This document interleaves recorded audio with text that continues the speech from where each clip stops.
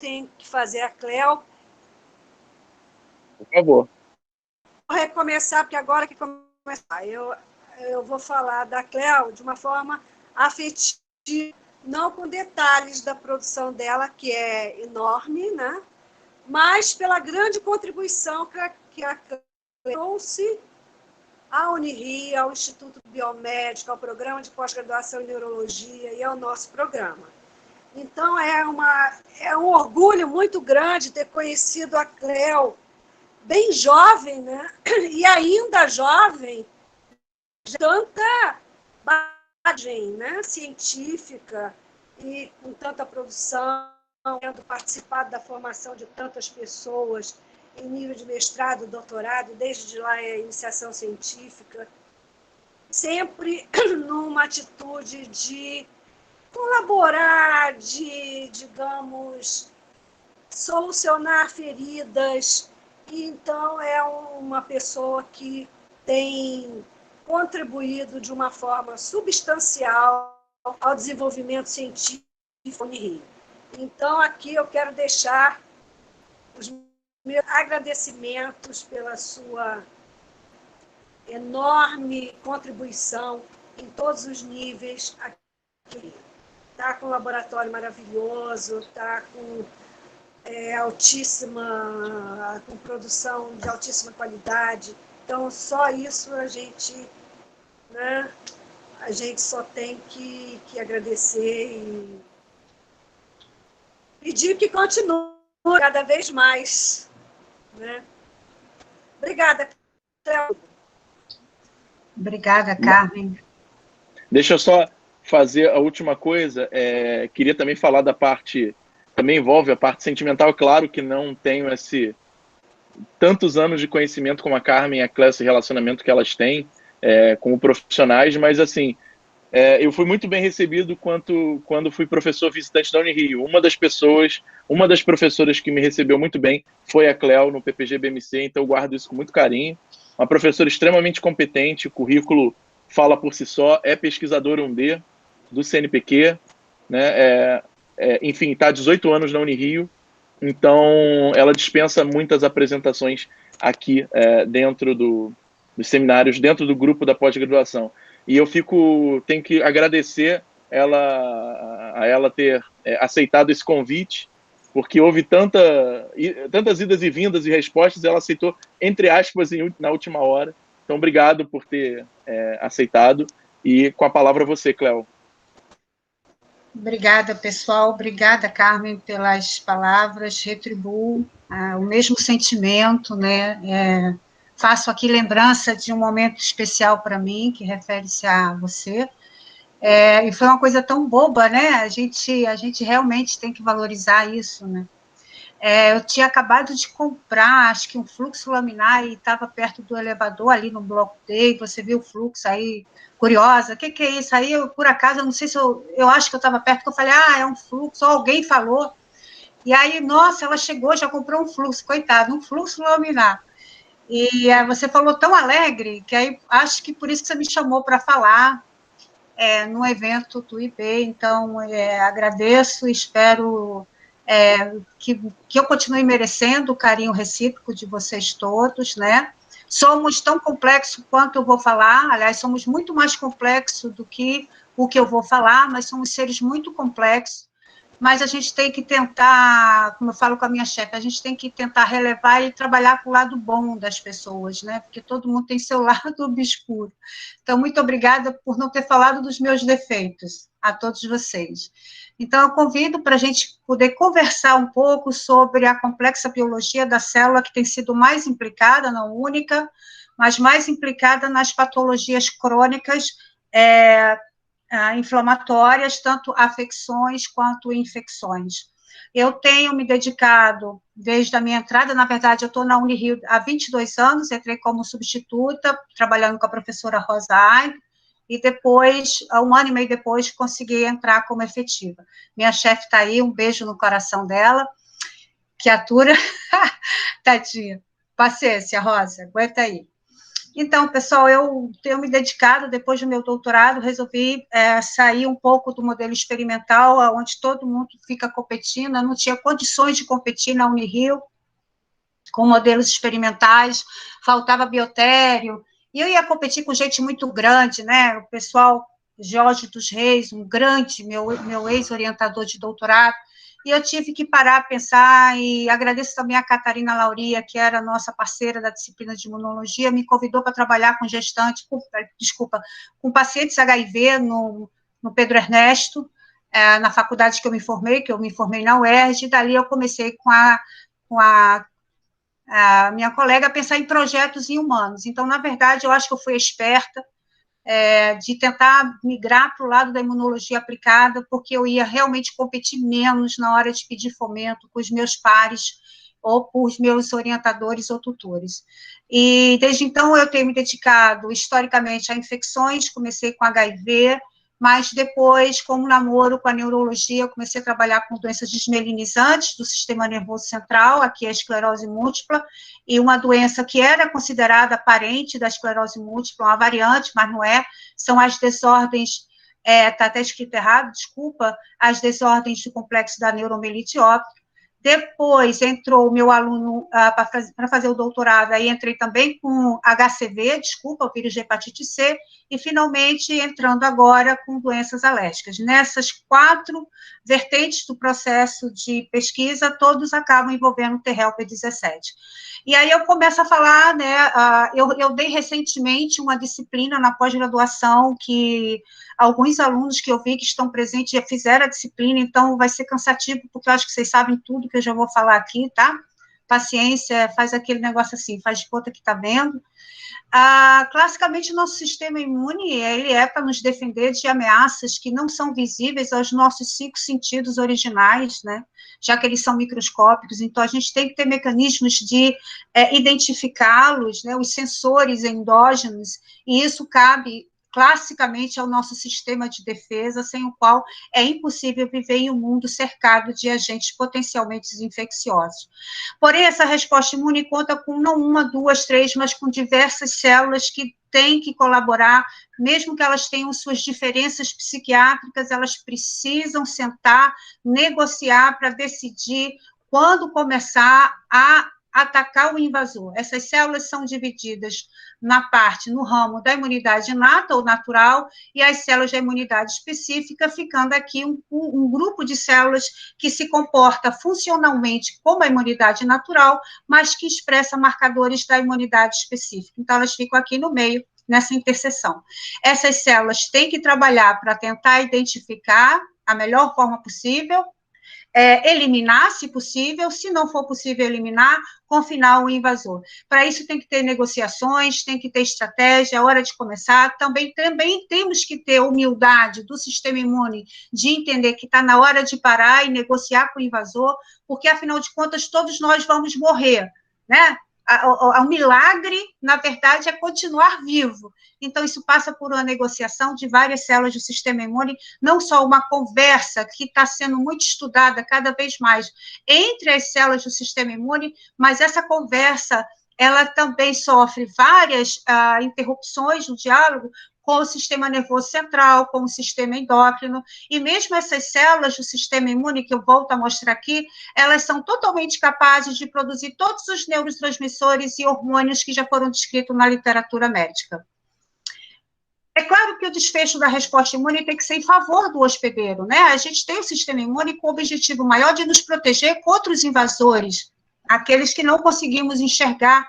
A gente pode evitar, mas a gente não consegue enxergar. Então, o desfecho da resposta imune diante de um invasor que se chama patógeno, depende de fatores genéticos, depende da tua carga genética, quais são as variantes genéticas que codificam proteínas de interesse imunológico que você herdou, que você tem. Mas a gente tem um corpo de literatura cada vez maior, mostrando, na verdade, um fenômeno ainda mais capital, né, mais importante, que são ações ambientais, eventos ambientais que têm efeitos epigenéticos, alterando, né, a expressão de genes para cima ou para baixo, e isso tem uma repercussão muito grande na biologia do comportamento dessas células. E, claro, o desfecho de uma infecção em um indivíduo também depende desse terceiro item, que é a história prévia de imunizações, quer seja ativa, isso é, eu já tive essa infecção no passado, então eu estou tendo uma nova infecção, uma reinfecção, e aí você conta com a propriedade que o sistema imunológico tem, particularmente a imunidade adaptativa de memória, ou a vacina, a imunização, que aí já seria uma proteção artificial, que pelo menos vai tentar reduzir o impacto da infecção natural, porque ela pode não proteger 100%, mas ela pode reduzir de forma substancial a gravidade de uma doença infecto-contagiosa, como está acontecendo aí nas vacinas liberadas para tratar a Covid, né, para evitar a Covid. Bom, na cinética da resposta imune, me permitam falar um pouco aqui sobre esse encontro fortuito entre células da imunidade inata com a imunidade adaptativa. Durante a resposta imune primária, eu vou enfatizar aqui essas células que emitem dedos, projeções em forma de dedos, são células particularmente residentes e por isso são chamadas de células dendríticas. Elas pertencem à imunidade inata, mas elas são capitais para iniciar a resposta específica, particularmente durante a resposta imune primária.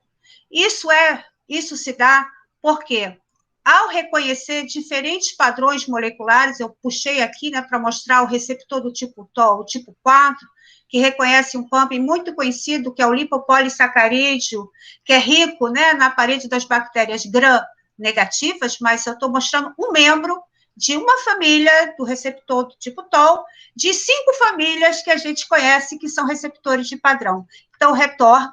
O reconhecimento, né, por parte das células dendríticas de padrões moleculares associados ao patógeno, a capacita de sair da região de contato com o invasor, já que elas são residentes, elas tendem a ser as primeiras células sentinelas, elas migram. Uma migração essa não aleatória, é guiada por quimiocinas produzidas em regiões do corpo humano, que concentram de forma organizada as células T. E essas regiões são ou os órgãos linfóides secundários, como os gânglios linfáticos, ou tecido linfóide associado à mucosa. Então, essas células dendríticas migram e vão ao encontro da célula T. Isso decorre porque ela tem um receptor de quimiocina. Então, a primeira regra é que as células precisam ser direcionadas para o local para executar uma função, e essa migração é dirigida por quimiocinas, particularmente durante um processo inflamatório, e esse processo inflamatório é acionado principalmente pela presença de produtos microbianos, no caso, os padrões moleculares associados aos patógenos ou PAMPs. Essa é uma figura engraçada, que eu não vou demorar, né? Todo mundo sabe, a dendrítica não é a única, mas é a grande célula apresentadora de antígeno, ela tem várias propriedades biológicas que a tornam a melhor e a mais eficiente, quiçá a única APC capaz de induzir uma resposta imune primária por ativar células T virgens, e um dos mecanismos clássicos de qualquer APC é apresentar proteínas processadas, que são os peptídeos, para linfócitos T, que, obviamente, esses linfócitos T têm que ter TCR, um receptor específico para o peptídeo. Esse encontro aqui, chamada sinapse imunológica, ela pode durar dias e, às vezes, pode durar meses, tá? Ela é mantida por várias moléculas de superfície. Uma delas principais é o próprio peptídeo acoplado ao MHC, que é reconhecido pelo TCR. Esse é o famoso primeiro sinal. Ele não é suficiente para ativar, mas pelo menos direciona a especificidade da resposta. E a gente tem o segundo sinal, que não está mais relacionado ao tipo de antígeno, mas particularmente ao tipo de resposta que será montada. O segundo sinal mais famoso é o encontro dos membros da família B7, expresso na superfície da APC ativada, com o seu ligante, que é constitutivo das células T virgens ou em repouso de memória, que é o CD28. Na presença do primeiro e segundo sinal, a célula T é ativada contra o invasor, mas ela precisa de um terceiro sinal, que geralmente, porém não somente, mas geralmente, está relacionado à produção de citocinas pelas células dendríticas, que vão induzir a diferenciação da célula T CD4 helper em diferentes subtipos, e T CD8 no seu fenótipo mais famoso, que é seu citotóxico. Feita essa breve apresentação, vamos falar da T helper 17. E aí eu vou, obviamente, fazer uma mais breve explanação da sua biologia fundamental, que é nos proteger contra fungos e bactérias extracelulares. Então, quando ela surgiu, ela veio fechar um buraco, porque a gente achava que para fungo era sempre só TH1 e que bactérias extracelulares era T helper 2.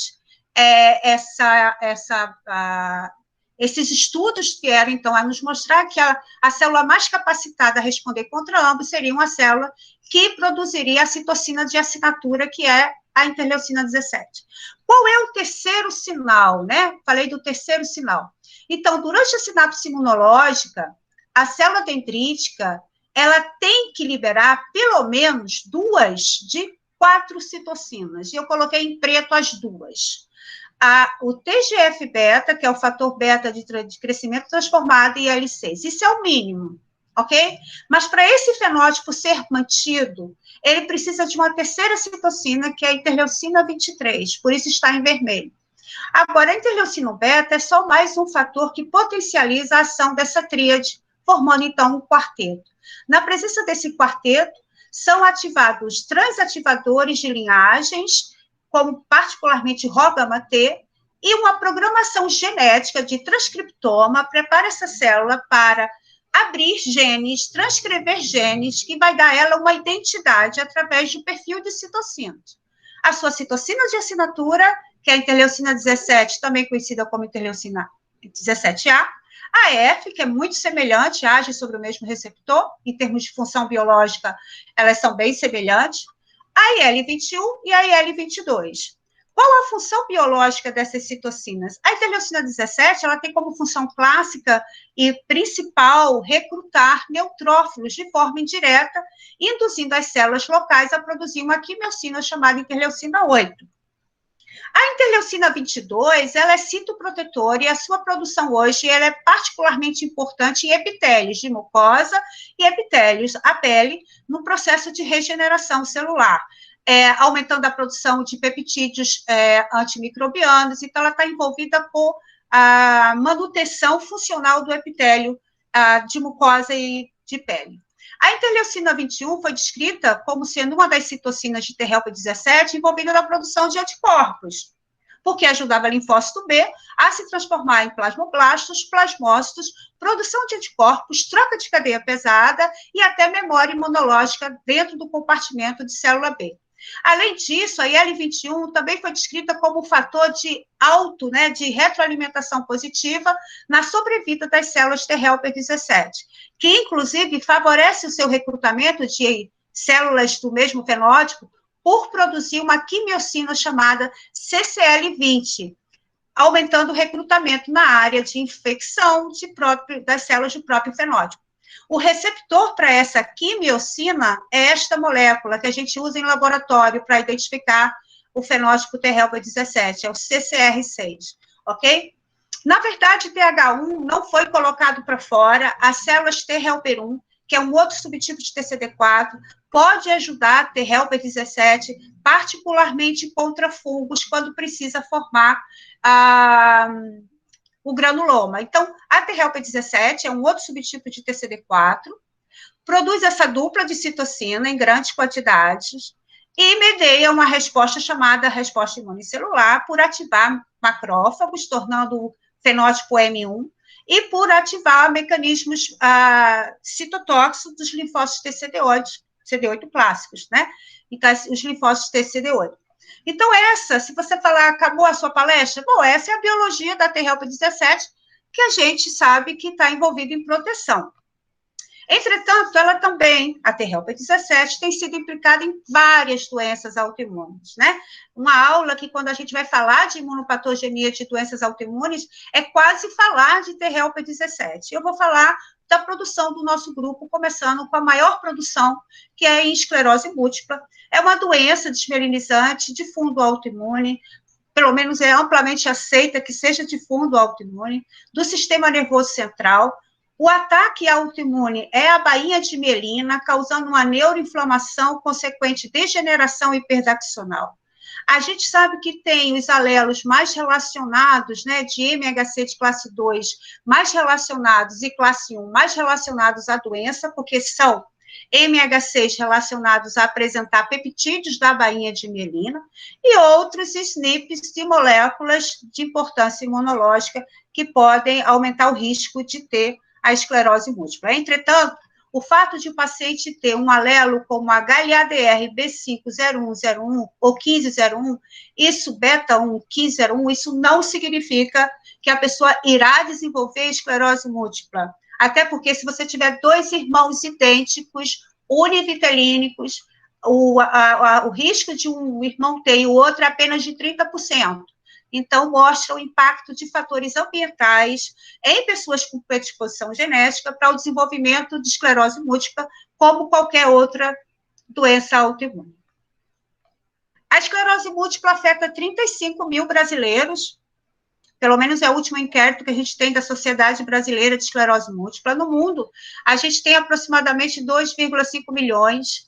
Na América do Norte, Estados Unidos, na verdade, acima de 400 mil. É uma doença que acomete mais os países acima dos trópicos, ok? É uma doença terrível, porque ela também afeta jovens na sua maior fase, a fase mais produtiva, né? Emocionalmente, economicamente, né? Muitas pessoas já começam a ter aqui déficit que incapacita manter o seu trabalho. Acomete mais mulheres que homens, e, como eu disse, o fato de ser gêmeos univitelinos aumenta o risco em 30%, mas não é 100%. O curso clínico da esclerose múltipla, acima de 85% dos pacientes, vai de remissão, de crises e remissões, surtos e remissões, recaídas e remissões. É assim, normalmente, o curso clínico da esclerose múltipla, é em surtos e remissões. A remissão pode ser completa, pode ser parcial, ou ela pode parar de existir. Em geral, dependendo se o curso for benigno ou severo, grave, que eu quero dizer, melhor, né, grave, você, em 8 a 20 anos, o paciente migra para esse curso, que é o progressivo secundário, que aí é uma neurodegeneração progressiva, onde não há mais remissão das incapacidades neurológicas. Vocês podem ver aqui uma imagem de ressonância, as lesões cerebrais causadas pelo ataque autoimune à bainha de mielina em áreas clássicas, né, da esclerose múltipla. No líquor desses pacientes, você encontra um achado patognomônico clássico, que é a banda oligoclonal, que são os anticorpos monoclonais, cuja sua implicação clínica ainda é muito debatida, estudos conseguem relacionar, outros não. O tratamento, como qualquer condição autoimune, durante as crises de recaída, é pulsoterapia com altas doses de corticoides, e entre as recaídas clínicas, já que o curso geralmente é surto e remissão, você usa drogas imunomoduladoras, chamadas drogas modificadoras de doença. Aqui tem algumas delas que são todas imunomoduladoras. Sintomas e sinais são muito variados, porque depende qual a região do sistema nervoso central que é acometida pelo sistema autoimune. Mas existe uma escala chamada EDSS, que a tradução seria uma escala expandida de incapacidade, que vai de 0 quando o paciente tem todas as suas funções neurológicas preservadas, apesar de ter o diagnóstico de esclerose múltipla, ele tem todas as funções neurológicas preservadas, até 10, que é muito raro quando o paciente sucumbe à esclerose múltipla. É muito raro o óbito por esclerose múltipla. A escala, ela sofre incrementos de meio ponto, e ela, na verdade, se vocês olharem, ela valoriza a parte motora, a capacidade do indivíduo de ser mais ou menos independente, de caminhar. Tem dificuldade, depende de bengala, torna-se um usuário de cadeira de roda, até que ele não sai mais da cama. Então, é uma escala que valoriza mais a parte motora. Por que isso? Porque, obviamente, as funções do sistema nervoso central vai muito além, né? Você pode ter deterioração cognitiva, então é muito amplo, mas a gente usa muito essa escala. Então, a gente sabe que os antígenos desenvolvidos na esclerose múltipla são os antígenos da bainha de mielina, né? E parece que esses antígenos chegam à circulação sanguínea periférica, saem do cérebro, chegam à circulação periférica e ativam o sistema imune. A questão que fica aberta é, alguns pesquisadores acreditam que, na verdade, existe, prévio ao desenvolvimento da esclerose múltipla, um processo de neurodegeneração que permite a liberação de quantidades abundantes de antígeno da bainha de mielina em condições imunogênicas. Por quê?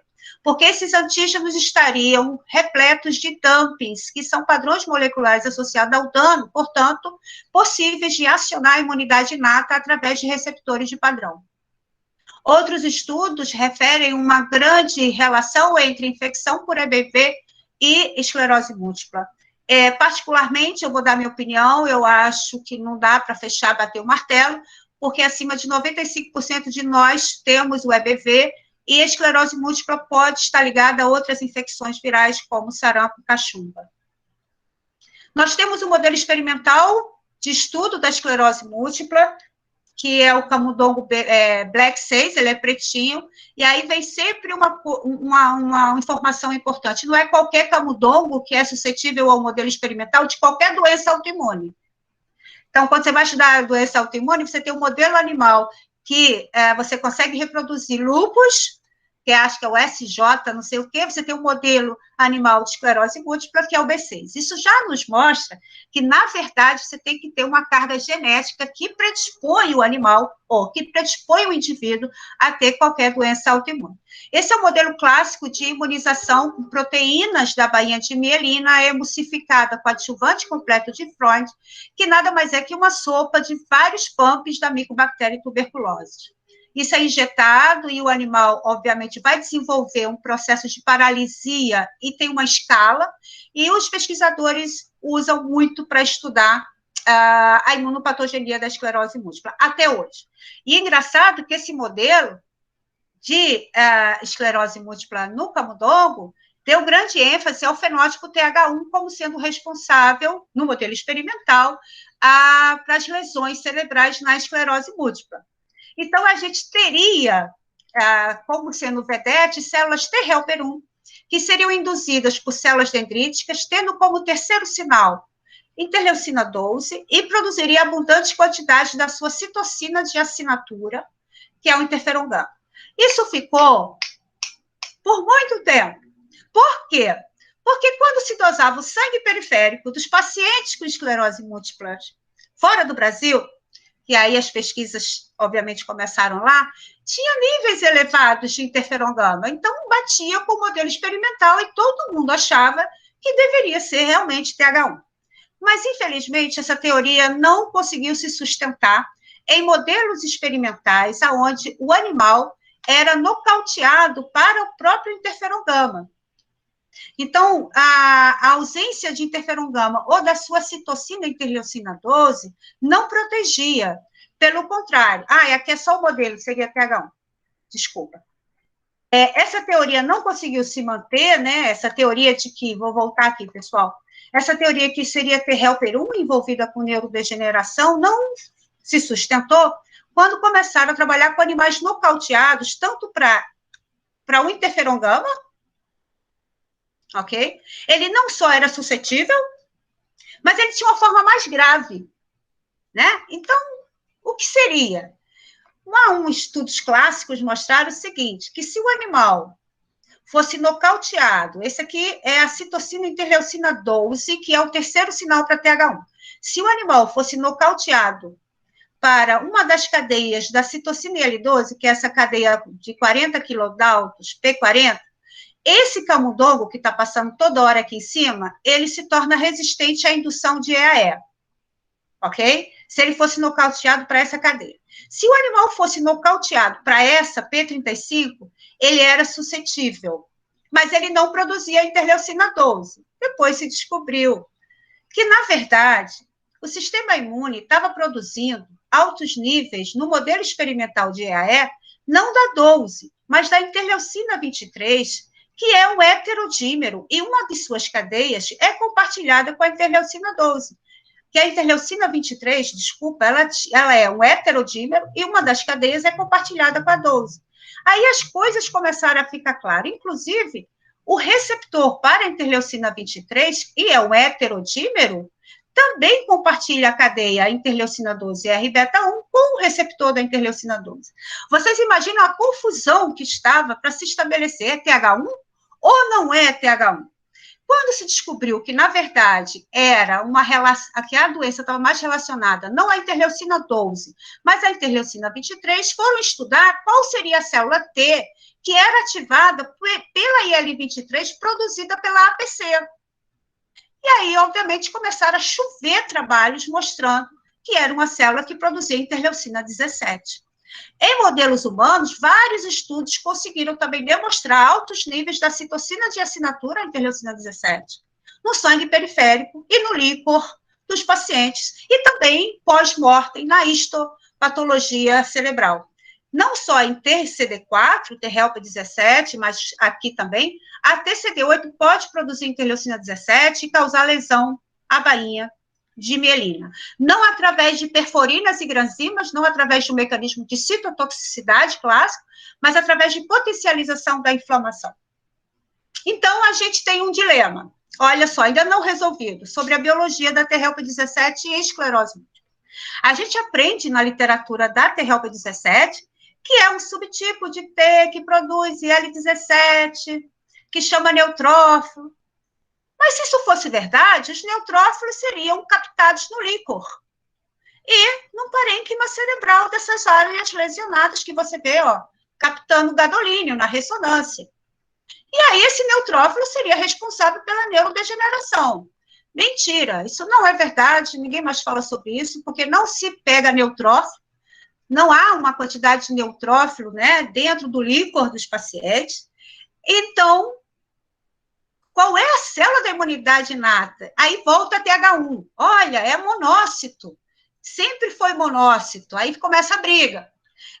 Neutrófilo não é, mas é TH17, até que se descobriu que existe um subtipo de T-helper 17, extremamente patogênico, uma célula extremamente patogênica, vista em trabalhos também no nosso grupo, que produz GM-CSF em grandes quantidades. Uma dica para quem trabalha aqui com imuno, ou quem quer trabalhar com imuno, ou para quem não quer trabalhar com imuno, eu vou falar, não adianta se dosar só citocina, a gente tem que saber quanto tem de cada uma para ter uma ideia de perfil.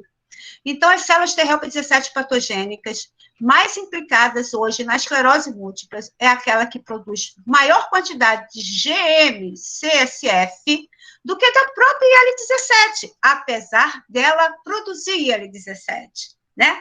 E aí, quando você dá um resultado desse, né, Nature, Lancet, Science, IL-17, as indústrias correm para produzir medicamentos que neutralizem IL-17.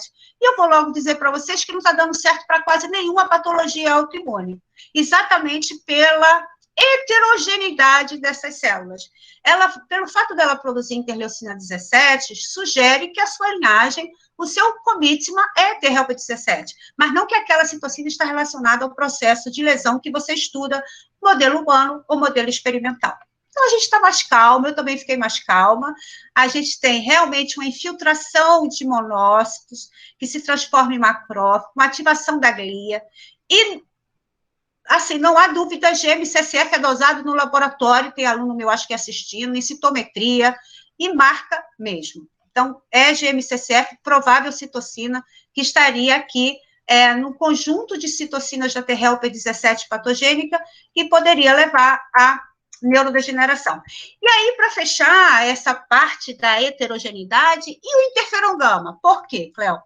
Porque Cleo, o grupo da Cleo, o grupo do João, da Joana, o grupo da Enaide, todo mundo continua dosando interferon gama.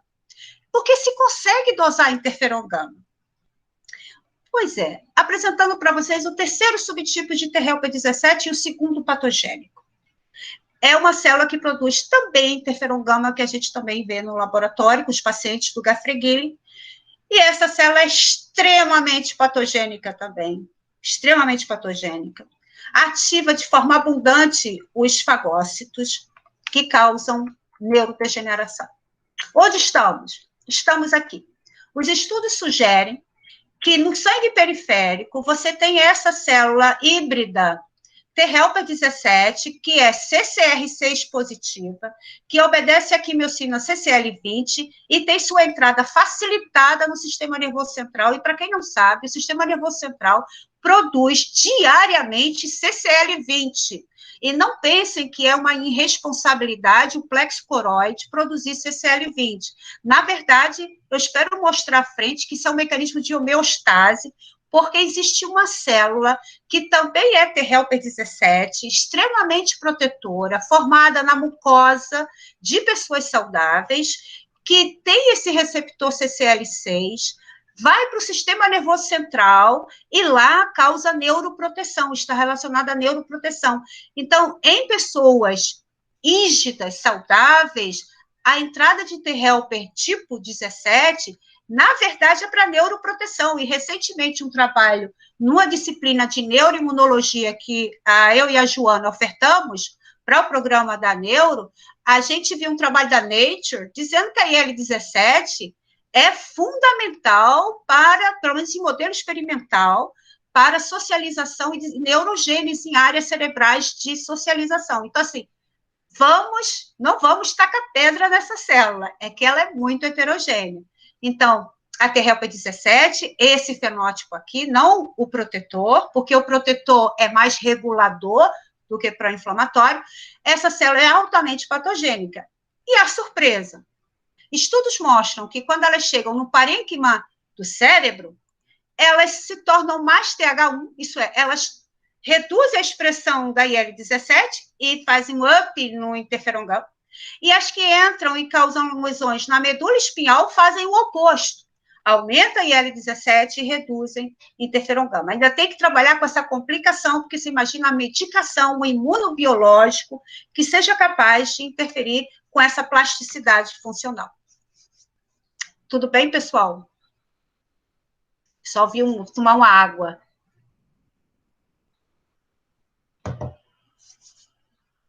Tem alguém na sala? Tá tudo ótimo, Clara. Tá, vamos embora. É só psiquiátrico mesmo, tá, gente? É uma necessidade pessoal mesmo. É algo que não tem explicação, a gente se acostuma. Esse é o primeiro trabalho, quando a Bruninha estava lá no laboratório, começou como minha aluna IC, depois foi para a Vera.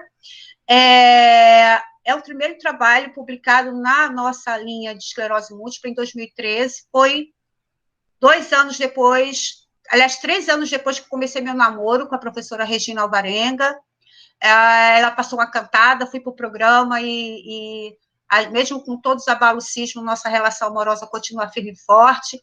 E esse foi o nosso primeiro artigo colocado para a sociedade, mostrando para a comunidade científica os nossos resultados. Antes de mostrar os nossos resultados, eu gostaria de fazer uma breve um adendo. Nós trabalhamos sempre com paciente em remissão. Motivo, não que a gente não queira trabalhar com o paciente na crise clínica.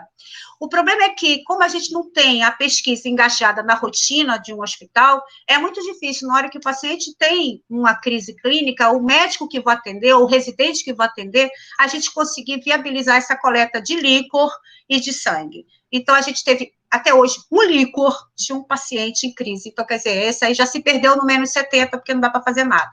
Então, a gente estabeleceu estudar sempre na remissão, e quando a gente publica, a gente sempre tenta usar como um fator, um biomarcador, um fator preditivo, porque a gente faz o follow-up. A gente não. Os médicos fazem o follow-up, e a gente tende a relacionar os marcadores na remissão com 1 ou 2 anos de follow-up, quiçá 4 anos de follow-up, ok?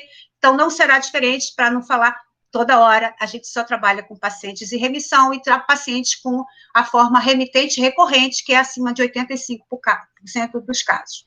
Primeiro dado nosso, em cultura de PBMC, ativado com PHA por 3 dias, feito um ELISA, a gente viu realmente maiores níveis de interleucina 17 nos indivíduos com esclerose múltipla comparado ao controle, e uma relação altíssima, fortíssima com a incapacidade, que é aquela escala de incapacidade, a pontuação do EDSS. A gente tirou da cultura célula TCD4, tiramos CD8, e comparamos qual é a necessidade dos subtipos TCD4 e CD8 para a produção da IL-17, e aqui a produção da interleucina 17, em ambos depende tanto de CD4 quanto de CD8.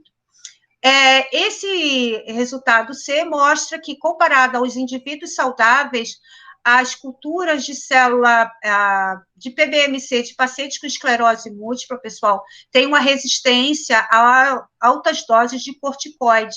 Você vê que uma menor capacidade do corticoide é em reduzir a produção de interleucina 17 em culturas de PBMC dos pacientes com esclerose múltipla, quando comparado ao controle, né? Você vê que a primeira dose, 10-6, já simplesmente acabou isso aqui, mas não induziu apoptose, tá? Aqui não teve indução de apoptose, porque a gente sabe que corticoide em alta dose pode induzir apoptose de linfócito. E aqui é o último resultado que eu selecionei desse artigo, é bem interessante que ele mostra, olha só, que é por paciente. Aqui só tem 15 pacientes, tá? E aí você tem aqui o EDSS dele, a pontuação da escala do EDSS, em branco, a produção de interleucina 17 sem corticoide e a produção de interleucina 17 com corticoide, estimulado ambos por PHA. Você vê que quanto maior for a incapacidade do paciente, menor a habilidade do corticoide de reduzir a síntese de interleucina 17 in vitro. Esse trabalho foi publicado na Clinical Immunology. Logo depois, a gente leu um artigo, quer dizer, logo depois, quase concomitante, que foi em 2014, um seminário do laboratório, a gente discutiu um novo subtipo de T-helper 17, corremos atrás para comprar reagente, que seria esse que produzia também interferon gama.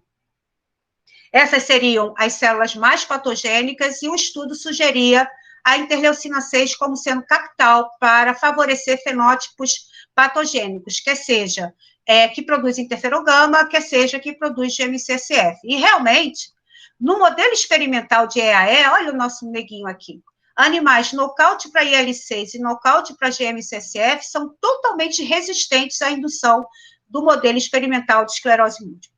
Pessoal, a gente tem um anticorpo usado, né, em alguns pacientes com a doença imunomediada, que é um anticorpo chamado tocilizumab, o nome não está aqui, mas é um anticorpo contra o receptor, antagonista de receptor para interleucina 6. Essa doutora, né, esqueci de colocar, mas na época foi sua tese de doutorado, biomédica, da Unirio, a Thaís Ferreira, ela investigou o papel da interleucina 6 em cultura, em modular a produção de interleucina 17. Agora sim, em culturas purificadas de purificada não, culturas enriquecidas de TCD4 e enriquecidas de TCD8 usando colunas magnéticas. 3 dias de ativação, o anti-CD3 e anti-CD28, com as BITs, e ela, então, neutralizou o receptor usando isotipo controle, e você vê que, realmente, a produção de interleucina 17 por célula TCD4 e TCD8 em cultura, TCD4, me desculpe, é dependente, quer dizer, pelo menos depende da sinalização pelo receptor da interleucina 6.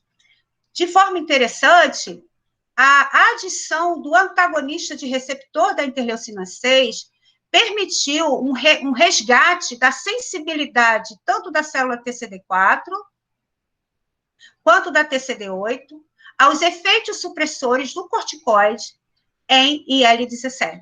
É essa aqui, ó, quando você adiciona tanto o anticorpo, né, funcional, com o corticoide, você tem realmente uma grande supressão, o que sugere que a interleucina 6 estaria implicada num dos fenótipos patogênicos, que seria a resistência a corticoide.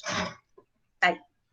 Por outro lado, a presença do antagonista de receptor, o tocilizumab, por outro lado, aumentou a produção de citocinas anti-inflamatórias, no caso, a interleucina 10, tanto em CD4 quanto CD8, como o TGF-beta, tanto em CD4 quanto em CD8.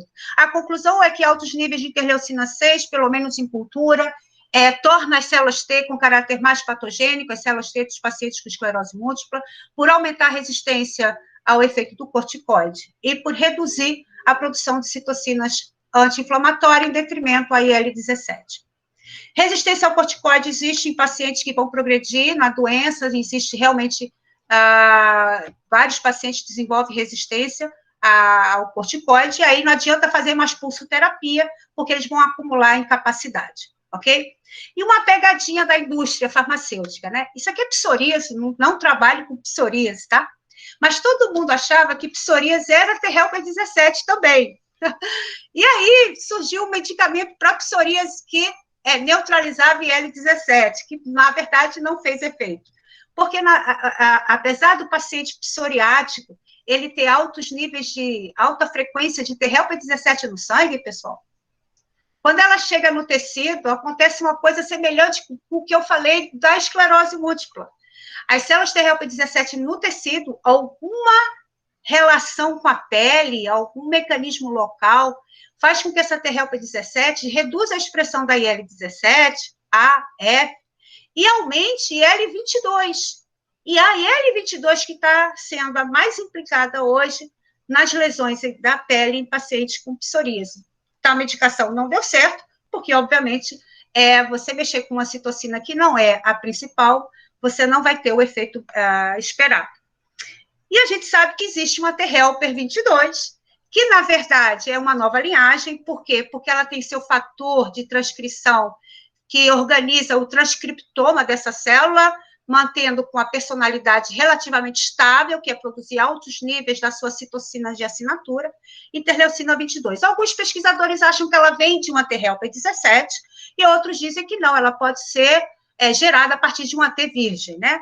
E a gente foi avaliar essa célula também na esclerose múltipla, numa dobradinha com a professora, né, visitante, a Joane Gino, e, na época, a doutoranda Ana Cláudia Cristina, orientada pela professora Cláudia, da neurologia, e a gente viu, aqui vou mostrar para vocês, em culturas de células TCD4, aqui já é mais elegante, porque é resposta à proteína básica de mielina, então é uma cultura de 6 dias com a proteína básica de mielina, que ainda é usada no laboratório, suplementada com IL-2 recombinante a cada 3 dias, e as meninas estudaram a produção de IL-17, interleucina 22, sem ou com a presença do anticorpo tocilizumab.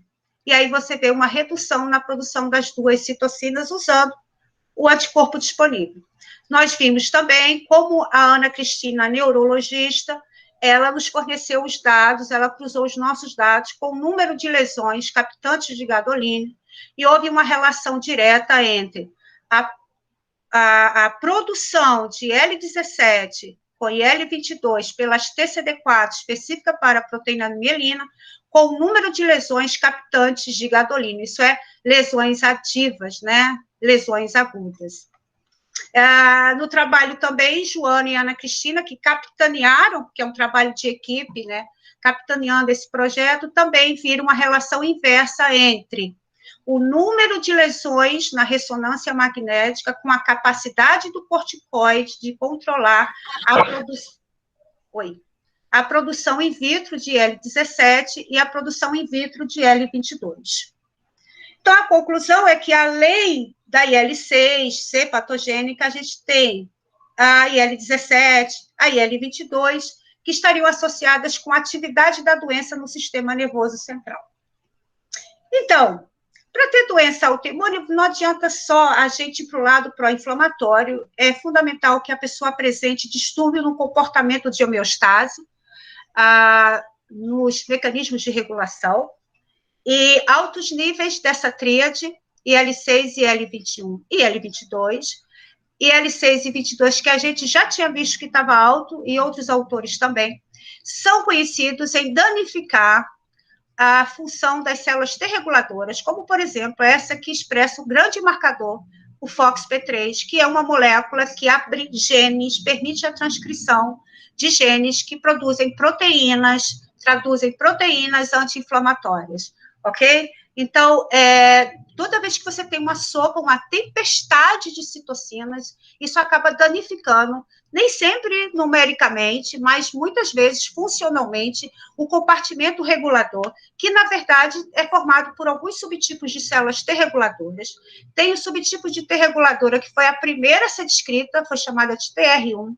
É uma célula que produz grandes quantidades de interleucina 10, é ativada por dendríticas, porém tolerogênicas, e nós temos 2 subtipos principais que expressam FOXP3, expressam receptor de alta afinidade para interleucina 2, CD25. A diferença é que a natural é gerada no timo durante a formação da T e a induzida formada na periferia a partir do encontro com uma célula dendrítica tolerogênica, cujo terceiro sinal é principalmente o TGF-beta. Essas citocinas reguladoras, elas são capazes de suprimir as células efetoras ou pró-inflamatórias diretamente ou suprimindo indiretamente por desativar a APC. Aqui existem vários mecanismos de regulação mediado pelas FOXP3 positivas, e eu só vou enfatizar 2, porque foram investigados num próximo trabalho que a gente vai mostrar para vocês. Aqui, a produção de citocinas anti-inflamatórias, como interleucina 10, e aqui o ATP, né? O ATP é um dumping. O ATP é um dumping e existe essa dupla CD39 e CD73 na superfície das melhores APCs que existem hoje, que degrada, que metaboliza o ATP em ADP, e esse ADP é liberado livre para regular, através do seu receptor, reduzir o processo inflamatório em células efetoras, ok? Mas existem vários mecanismos, a indução de iodo, expressão de ligante de Faz, PD1. Então, a gente tem vários mecanismos de regulação que tem que ser operante. Esse é um trabalho que vai mexer com regulação. Então, a gente sabe que vitamina D tem ganho muito ênfase na esclerose múltipla e hoje também até na COVID. Eu não sei, não estou acompanhando a literatura de COVID com vitamina D, mas eu ouvi, eu preciso estudar. Mas esclerose múltipla, quase todas as pacientes do ambulatório fazem uso de vitamina D. Então, um estudo aqui publicado pela dupla Joana Gino Capitariano e a doutoranda Denise, médica, mostrou que em cultura, a adição da forma ativa de vitamina D não só reduziu fenótipos efetores, como o que produz só interferon, o que produz, aqui, ó, interferon, que produz os dois, é porque aqui está faltando um sinal aqui, que reduz interferon, que reduz os dois e que reduz IL-17. Como isso tanto em CD4, pessoal, no compartimento CD4, quanto a vitamina D, também reduziu a ativação de TCD8 em todo o perfil de citocina. Por outro lado, a formativa de vitamina D, de forma muito interessante, resgatou um subtipo de T helper 17, que é o mais encontrado nas mucosas de pessoas que não têm desbiose intestinal, que é aquela T helper 17 protetora. Ela é identificada não só pela ausência de interferon, mas pela capacidade de produzir, mesmo que pouco, mas produzir interleucina 10. Então, você tem aqui um incremento na frequência de células TCD4, não o CD8 não vi, mas TCD4, o incremento das células que produzem tanto IL-17 quanto interleucina 10, ok? O que é legal, porque é célula plástica, a gente está conseguindo modular a sua função. A vitamina D tem vários mecanismos de modular a inflamação, um deles é aumentando a produção de interleucina 10. Outros é favorecendo a expansão de Treg. Pacientes com esclerose múltipla, eles são muito acometidos, comparado à frequência da população, com infecções, principalmente infecções urinárias, quando eles têm dificuldade, a chamada bexiga urogênica, mas também eles são muito acometidos por disbiose intestinal. E um resultado muito interessante, nós conseguimos dosar, um dos estudos publicados, o primeiro estudo em 2013, altos níveis de LPS no sangue periférico de pacientes com esclerose múltipla remitente e recorrente em remissão, sem doença infecciosa, comparado ao controle. Hoje, a gente não mede mais LPS, porque é muito ruim, e a gente tende a substituir pelo marcador CD14 solúvel. Então, a gente viu isso, e a gente sabe que a presença de LPS no sangue periférico pode, ao se ligar ao Toll-like receptor 4, potencializar essa tríade que está implicada no dano funcional da Treg e no favorecimento de T helper 17 patogênica. Isso está de acordo com a literatura, mostrando que na esclerose múltipla você tem uma expansão de macrófagos do tipo M1 em detrimento a uma menor porcentagem de células do tipo macrófago M2, que é mais resolutivo anti-inflamatório. Então, a gente sabe que essa tríade, L1-beta, IL-6 e L23, também é deletéria ao sistema imune, porque complica a função da T-helper 17, fazendo com que ela produza GM-CSF, interferon-gama e reduza a produção de interleucina 10. Nesse estudo, continuando, a gente não apenas viu maiores níveis de LPS no sangue periférico dos pacientes com esclerose múltipla, mas uma relação positiva entre esse pumping com os níveis sanguíneos plasmáticos de interleucina 6. E mais interessante, no compartimento de TCD8, célula TCD8 purificada, a gente viu a seguinte relação. Qual maior era a quantidade plasmática, ou qual maior fossem os níveis plasmáticos desse pump, ok? Menor a capacidade do corticoide de reduzir a produção de interleucina 17, mas especificamente na CD8. Na CD4 a gente não viu isso. Disbiose é um fenômeno universal e está implicado em várias doenças, não apenas na esclerose múltipla. E na esclerose múltipla, dependendo do estudo do país, por quê? Porque a nossa microbiota, a gente tem 5 filos, mas a nossa microbiota, em termos de gênero, espécie, varia conforme a nossa alimentação. E a alimentação é uma coisa também muito de costume da população, né? Então, a gente tem, num cenário de disbiose, uma perda das bactérias promotoras de saúde em detrimento ao aumento de bactérias que a gente chama de patobiontes, né?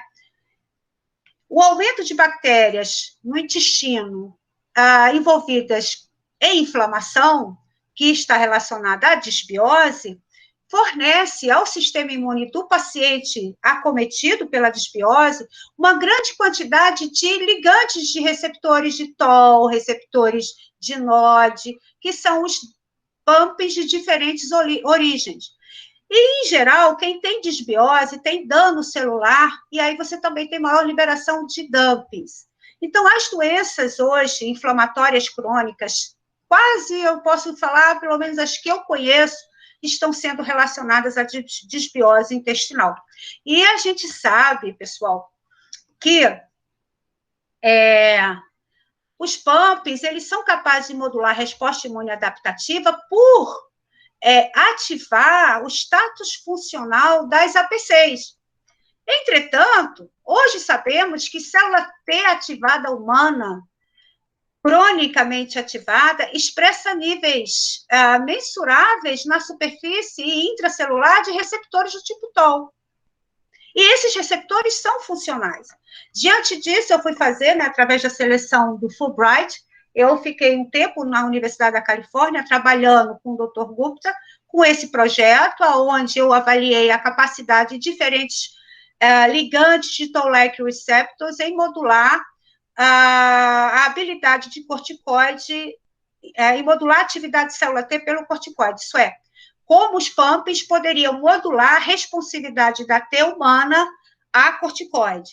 Eu trabalhei lá na Califórnia somente com pessoas saudáveis, mas trouxe o racional, que foi parte também da tese da doutora Thais, que imediatamente eu trouxe os pumps dos Estados Unidos, trouxe as colunas, eu trouxe tudo que eu pude trazer, e a Thais pôde completar seu doutorado, aonde ela realmente viu que, comparado aos pacientes com esclerose múltipla, comparado aos controles, pacientes com esclerose múltipla, tanto em TCD4, não está aqui, mas TCD8 expressa maiores níveis de Toll-like 2, 4 e 9, não tem os outros porque eu não tinha dinheiro, então eu não pude observar os outros tipos de TOL, e fizemos também a marcação por citocina dupla, IL-17 com 10, que seria fenótipo protetor, 6 patogênico e interferon-gama patogênico. E os resultados mostram que, comparado aos indivíduos saudáveis, realmente existe uma maior frequência de células TCD4 e CD8 circulantes que expressam TOL2 e TOL4, e a sua maioria produzia essa dupla IL-17 e interferon-gama. E quando a gente foi avaliar se tinha alguma correlação com a clínica, isso é, tanto na TCD4 quanto nas TCD8, positiva para TOL2, 4 e 9, com referência às citocinas, nós vimos uma relação direta entre a frequência de células TCD4, que é TOL2, a TOL4 e TOL9 positivas, que produzem essa dupla com o número de lesões na ressonância magnética e com o nível de incapacidade pela escala do EDSS. No CD8, também vocês podem ver que tem o mesmo comportamento.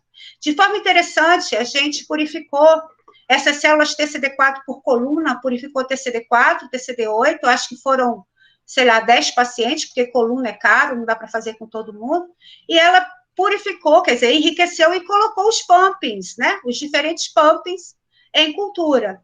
E o resultado é que existiu uma relação direta e positiva e significativa entre a atividade da doença, que é o EDSS, e o número de lesões, com a produção dessas citocinas, IL-6, interferon gama, GSF, GM-CSF e IL-17, no CD4, e com essas duas na CD8, quando provocados por ligantes de TOL2 e TOL4.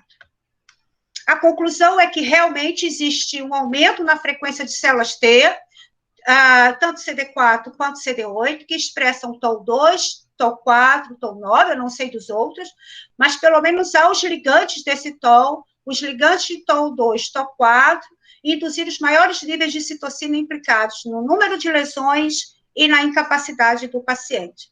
Então, isso nos mostra, né, o perigo que é um quadro de desbiose. Por quê?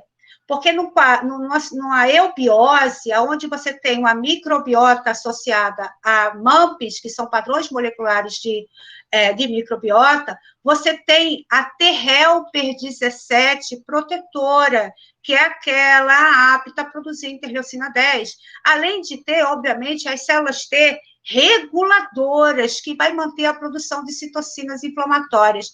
E ambos os fenótipos vão ser importantes para ajudar a T helper folicular a promover, a partir dos plasmoblastos, a produção de GA de mucosa.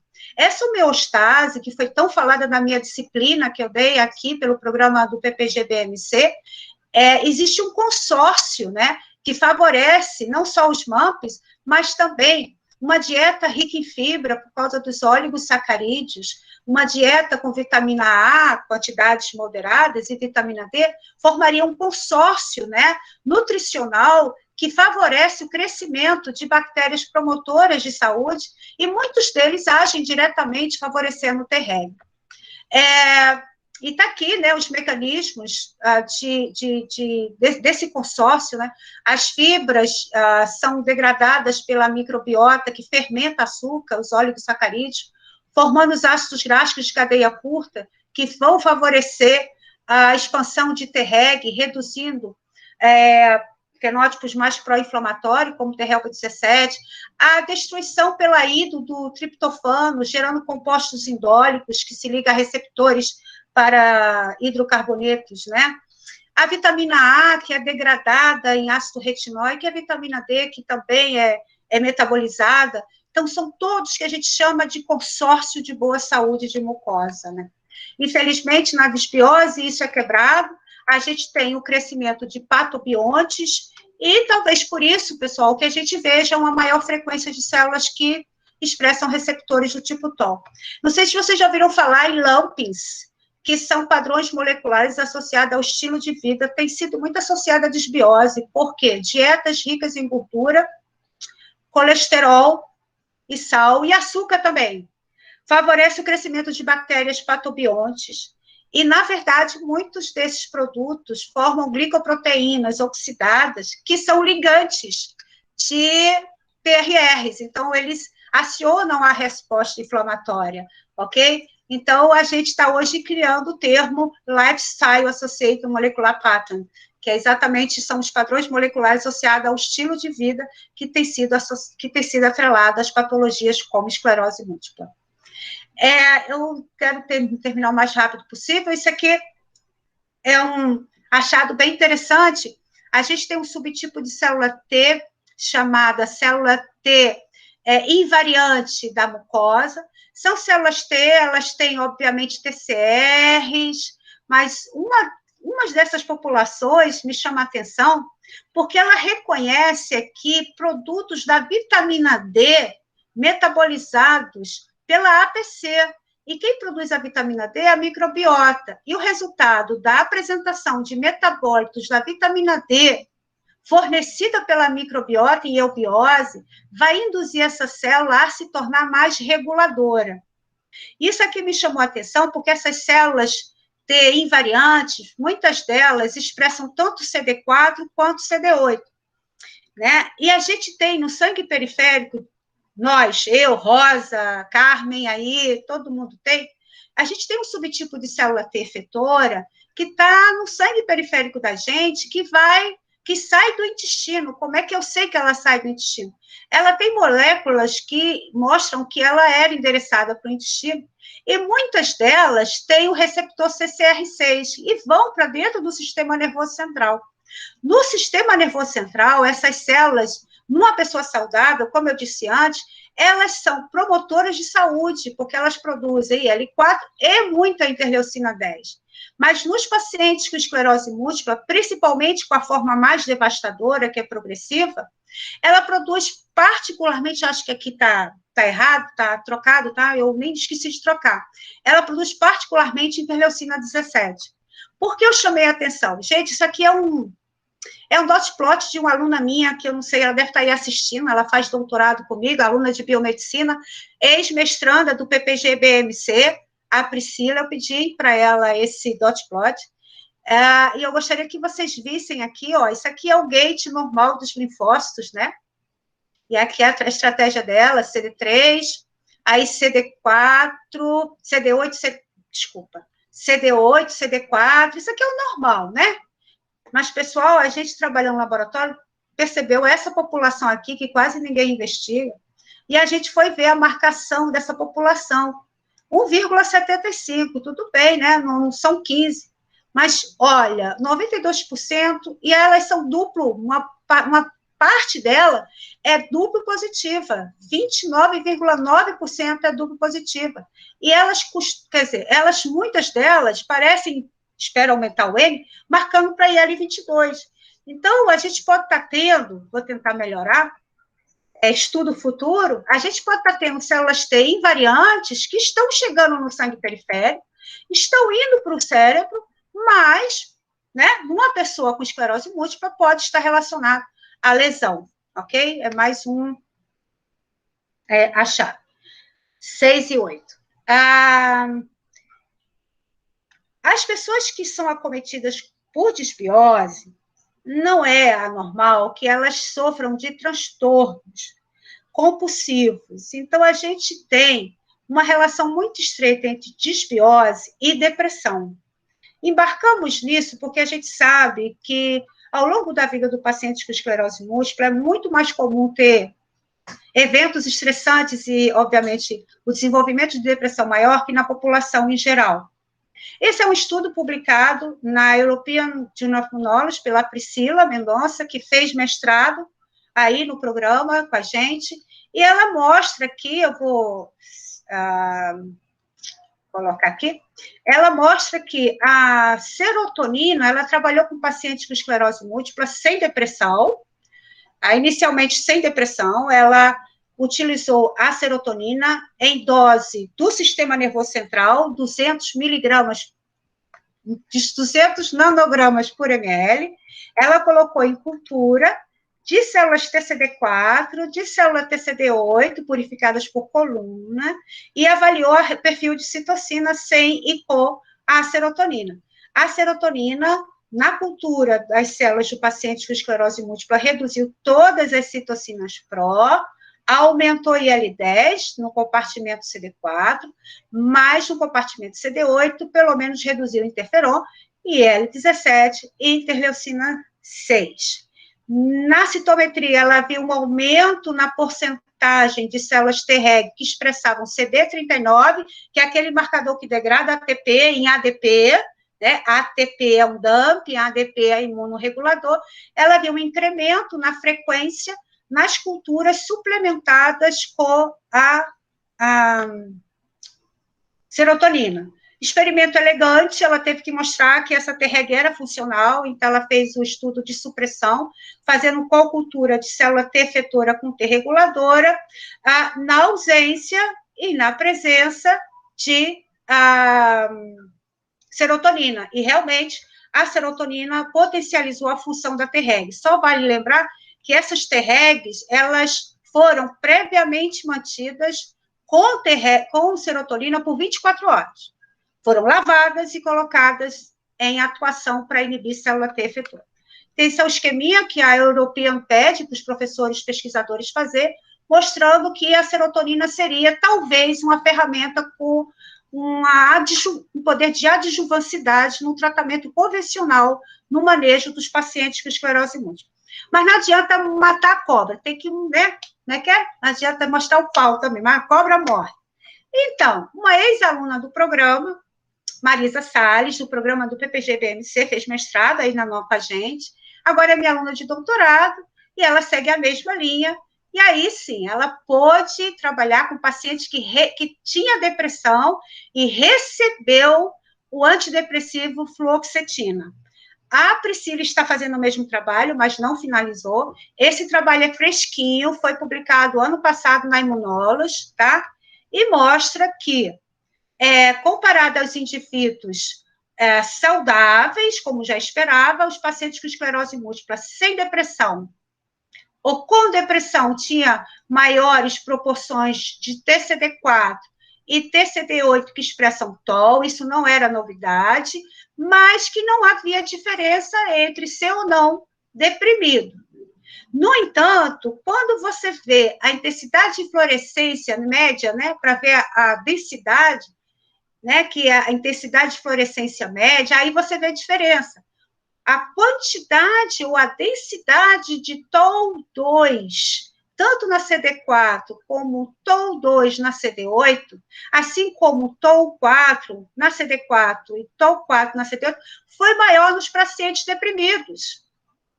E também foi maior a produção da interleucina 17 por essas células nos pacientes com depressão. Quando ela colocou serotonina em cultura, a semelhança do que foi feito no projeto, no trabalho, o que é feito com a Priscila, aqui em preto os pacientes com depressão, as bolinhas pacientes sem depressão, mas aqui só tem paciente. Você vê que a serotonina realmente tende a reduzir os índices inflamatórios in vitro, IL-6 e IL-17, ok?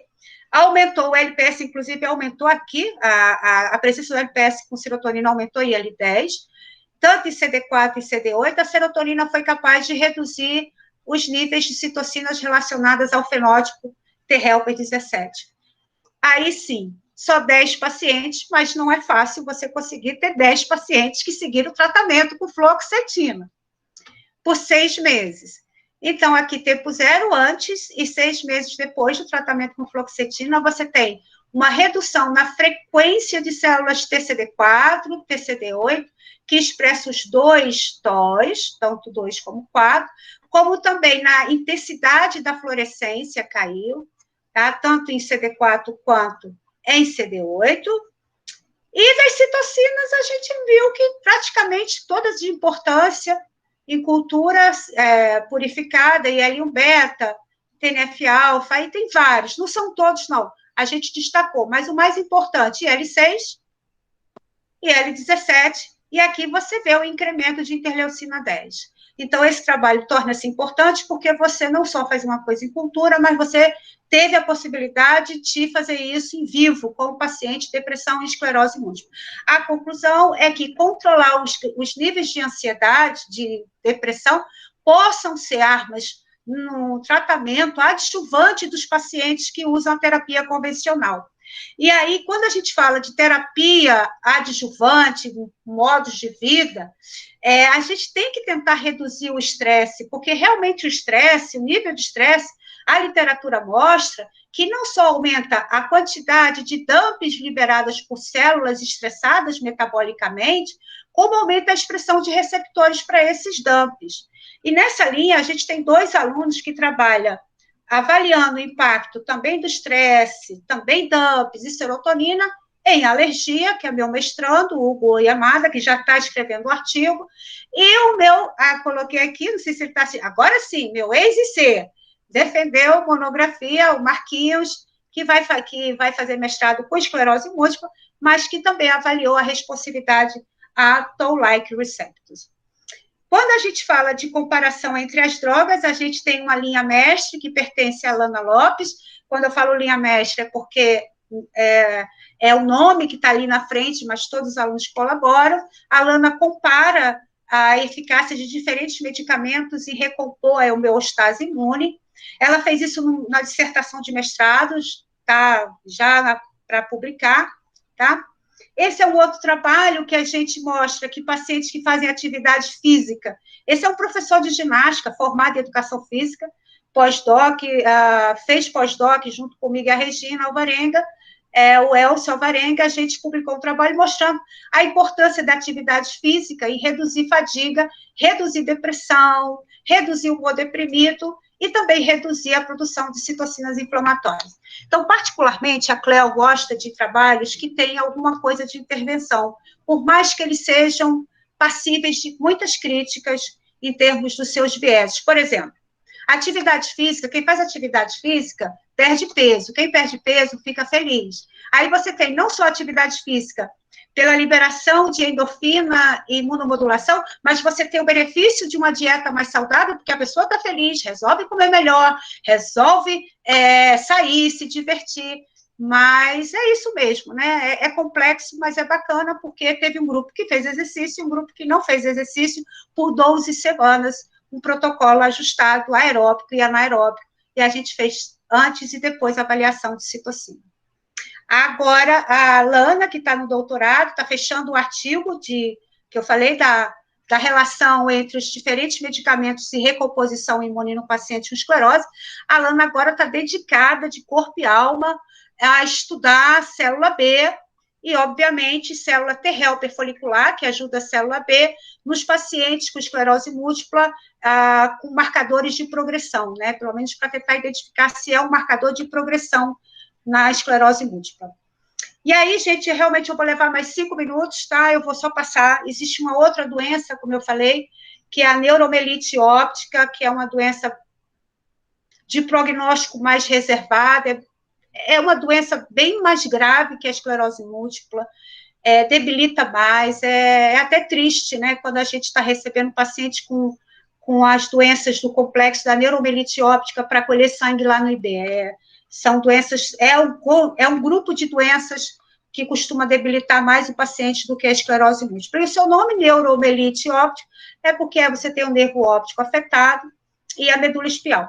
Temos, sim, junto com a Joana, a doutora Priscila, que agora tem uma posição de pesquisadora no Canadá, e o professor Ulisses, que foi sua tese de doutorado, alguns artigos relacionando essa síndrome com T-helper 17, e como ela foi descrita como sendo uma patologia particularmente mediada por autoanticorpos, como anticorpos contra a proteína aquaporina, que é um canal de água, eu pedi para a Priscila, em, sei lá, 2017, 2016, ela foi para a França, que eu tenho colaboração com o professor Romain Marranier, ela ficou em Lyon, aprendeu a técnica, e eu fico muito feliz em informar que o nosso laboratório está podendo oferecer essa técnica para vários, está podendo oferecer essa técnica para a pesquisa de vários anticorpos no sangue e no líquor dos pacientes com doenças neurológicas complexas, envolvendo o espectro da neuromelite óptica.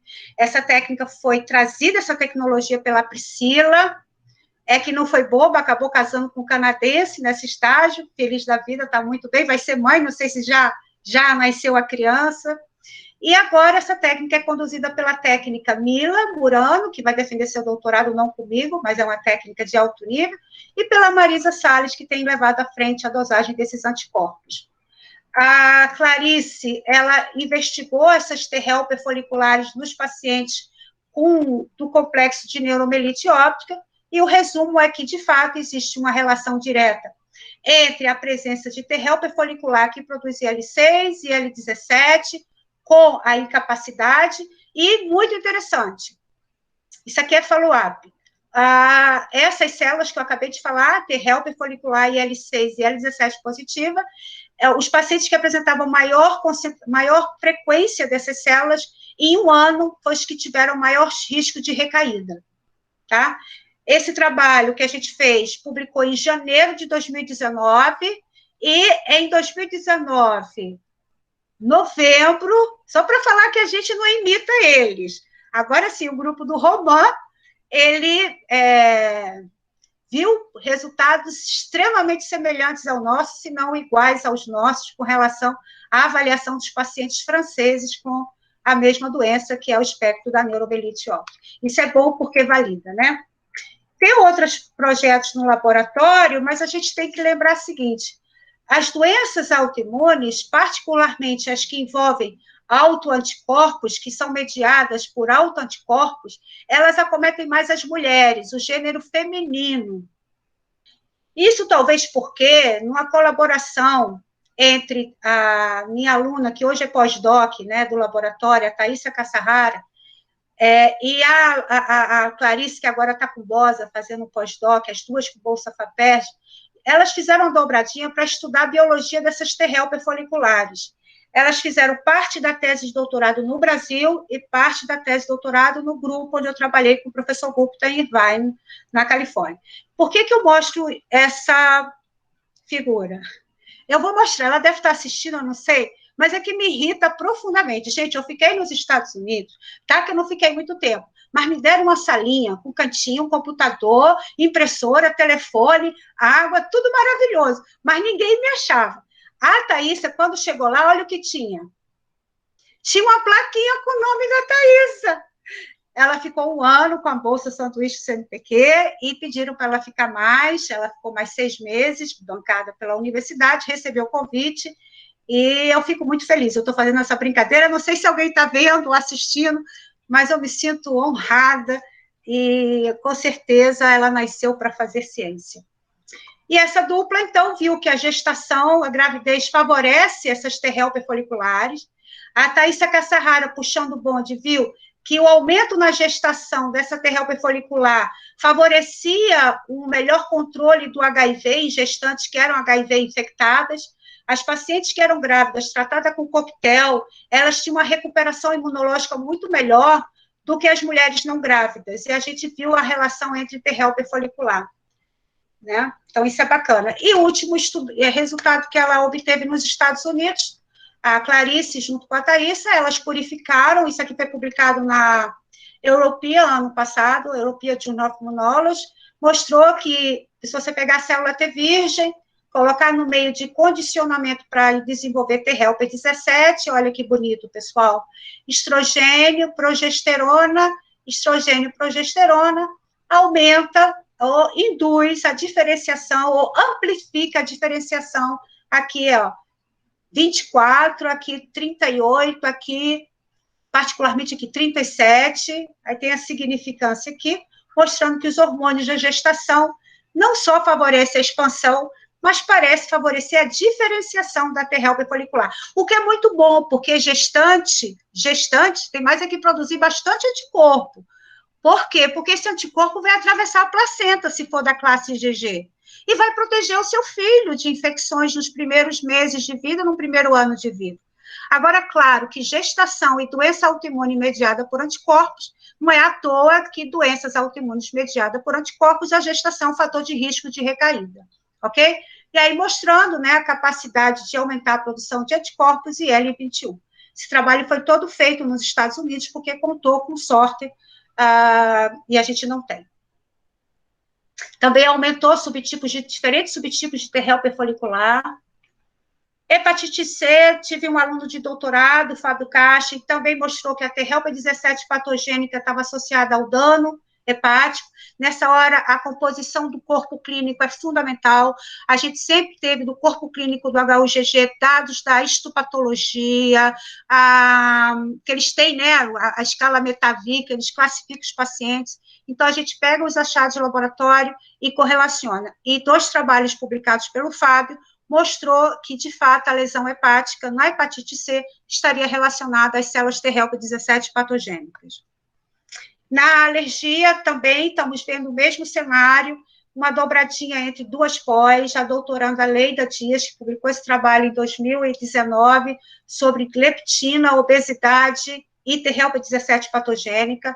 A Carol fechou agora, a gente mandou para publicar esse artigo, não sabemos ainda. E nesses trabalhos a gente está vendo isso, olha, que a T-helper 17, na alergia, quando ela passa a produzir interleucina 4, ela é pior do que a TH2. Ela causa mais lesão, chama mais eosinófilo. Então, para vocês terem uma ideia da complexidade que é essa célula, e hoje elas estão fazendo um monte de experimento, né, meninas, com os pacientes do Ulisses, que é alergista, é professor da casa, avaliando a leptina em cultura. Parece que os resultados não estão o que elas estão esperando, vamos ver. E aí, os I6 do projeto de alergia, a Fábio, essa criança de 6 anos, o Júlio, a Rosa, que é seu monitor, e meu querido Lucas, da medicina, meus queridos I6, ok? Que estão ajudando no estudo da leptina. E, para terminar, ficou sozinha, são 6h26, perdão pela demora. Eu embarquei nesse projeto lindo de cavernoma com a professora Sonisa, o professor Jorge. Tinha intenções de fazer mais pacientes agora em 2020, com a pandemia não deu, mas foi ela sozinha, meu cabelo azul, a diva do laboratório, com esse cabelo azul, a Camila, biomédica, atualmente mestranda, todos da Unirio, tá, gente? Minha galera é tudo da Unirio. Mestranda que estuda o comportamento de célula T com cavernoma, já acabou, Priscila está incumbida a iniciar, eu ia escrever o artigo, mas passei para ela escrever, porque aí a nossa contribuição é um projeto enorme, acho que Sonisa até comentou na palestra dela, né? É um projeto que envolve vários grupos de pesquisa. Ao nosso ficou a avaliação da célula T, porque é minha competência, se eu sei alguma coisa, é isso. E a Camila começou a mono, já foi para o mestrado, e está fechando, a gente espera publicar, mas eu não vou, provavelmente eu não devo continuar, mas pelo menos a gente vai dar nossa contribuição sobre célula T e cavernoma cerebral, tá? Agradeço a vocês que me aturaram, porque eu falo muito. Voltem aí para falar comigo, gente. Sai aí, vem todo mundo. Quem está no banheiro, quem foi tomar café, eu sou carente. Agradeço as minhas amigas que conseguem me aturar. Inclusive, a nossa relação consegue manter-se mesmo com todos os abalos sísmicos que tem. Regina Alvarenga, Cláudia, do PPG Neuro, muito obrigada. Está aí, eu estou agradecendo aos pesquisadores externos, Projeto HIV está ali, sempre o Tanuri com a gente, a professora visitante que está comigo há, 16 anos, desde o IC, a Joane Gino, que esteve na França fazendo parte do seu pós-doc, no mesmo grupo que eu fiz, porque eu fiz meu pós-doc na França, Taicinha, que está como pesquisadora associada, a essa galera que eu amo muito, né? Eu coloquei linda aqui, a todas as agências de fomento, aos programas de pós que eu participo e que, gentilmente, poxa, recebem nossos alunos muito bem. A pró-reitoria diz que, poxa, a pró-reitoria tem sido fantástica comigo. Eu encho o saco deles, mas eu acho que eles me dão para se livrar de mim. Deve ser por isso. E eu termino com essa frase.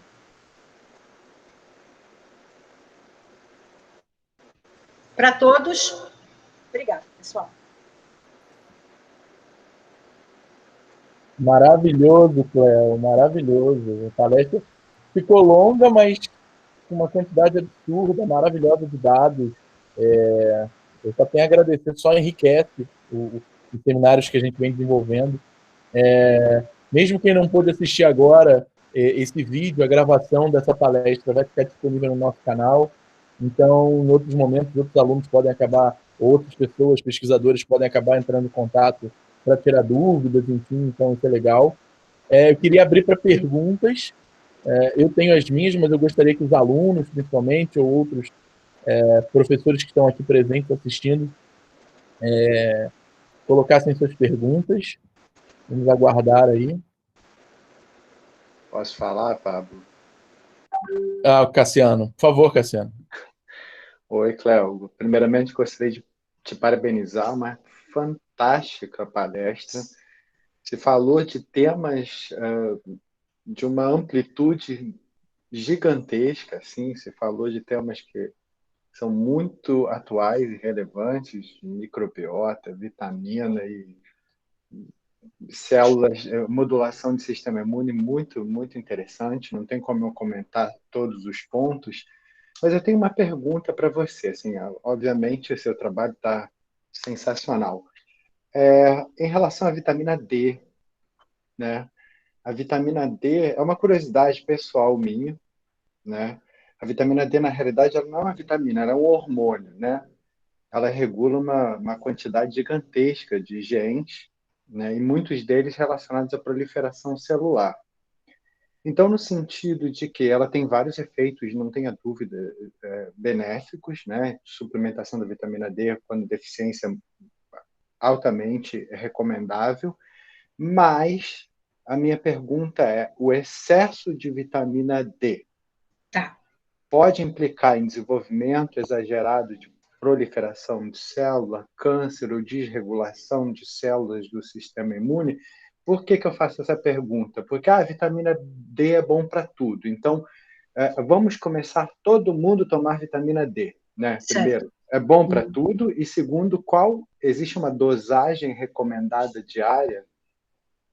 Então, o ponto limítrofe da vitamina D são 100, né, nanogramas por decilitro, e esse é um número, de 25 hidroxivitamina D, deixa claro, que eu estou falando dos níveis, vamos falar da vida real, né?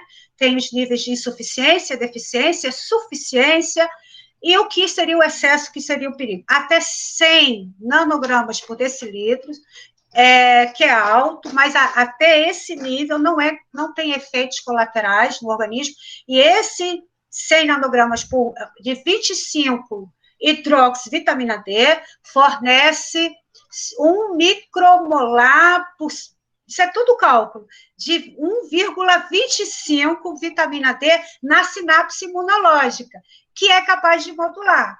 Então, você não precisa suplementar demais. Agora, porém, lembrar que a resposta é variável pelo seguinte, né? Toda a modulação por hormônio, vamos dizer assim, ou por qualquer molécula, depende da variação de receptores, polimorfismo de receptores. Então, a gente tem aqueles vários SNPs de receptores. Tem SNPs das enzimas que metabolizam a 25-hidroxivitamina D e 1,25-hidroxivitamina D. A gente tem a desbiose, que acaba sendo um fator que joga contra o uso da vitamina D por tal regulação do VDR, que é o receptor de vitamina D. Então, é um cenário complexo, mas, de qualquer forma, se você usar a vitamina D de forma racional, na sua faixa de benéfica, tá ótimo, mas não super suplementar. Bacana, Cléo. Muito obrigado pela sua resposta. Acho que estou muito orgulhoso de ter pesquisadoras como você na Unirio, né? De termos pesquisadoras como você. Que isso! Parabéns. Obrigada. Com certeza, com certeza. Gente, mais perguntas? Minha chefe já foi embora, foi dormir. Estou aqui, já botei até no chat, adorei essa retrospectiva que você fez de todos os trabalhos, muitos deles eu li, acompanhei, né? Mas achei muito interessante, no final tinha muita coisa nova, você falou que não tinha, mas tinha muita coisa nova. É que eu tenho uma reunião agora, que eu marquei com meus alunos, uma reunião agora de noite, mas claro que eu fiquei. Queria te dar os parabéns, porque você conseguiu sintetizar um monte de coisas. Claro que são muitas informações, não sei se dá para todo mundo acompanhar, principalmente eu não trabalho com esclerose múltipla, né? Mas consegui associar muita coisa que achei bastante interessante, que a gente, quando está dando aula, como não trabalha com isso, você não percebe, aí você vai juntando as coisas. Agora, parabéns, Cléo, foi excelente a palestra, acho que numa linguagem, acho que é acessível para todo mundo, mesmo quem não trabalha com imuno, tá? Obrigada, meu amor, obrigada. Eu tive a oportunidade, Rosa, de oferecer uma disciplina de regulação da expressão gênica da resposta imune, que tem gente aqui que eu vi que estava, foi muito legal, e foram 3 dias, aí é mais gostoso, né? Pois é. Quando tiver alguma assim, me avisa que eu assisto. Tá bom? Eu vou ter que sair agora, porque eu tenho reunião, tá? Parabéns, adorei. E, olha, continua brilhante daqui para frente, levando essa equipe cada vez mais para cima. Obrigada. Beijo para você. Beijo. Tchau. Maravilha, Cléo. Já temos 2 inscritos, 2 professores da Unirio. Eu vou colocar em ordem. Primeiro, o professor Guilherme França levantou a mão aqui, depois, na sequência, a professora Carmen. Tá. Guilherme.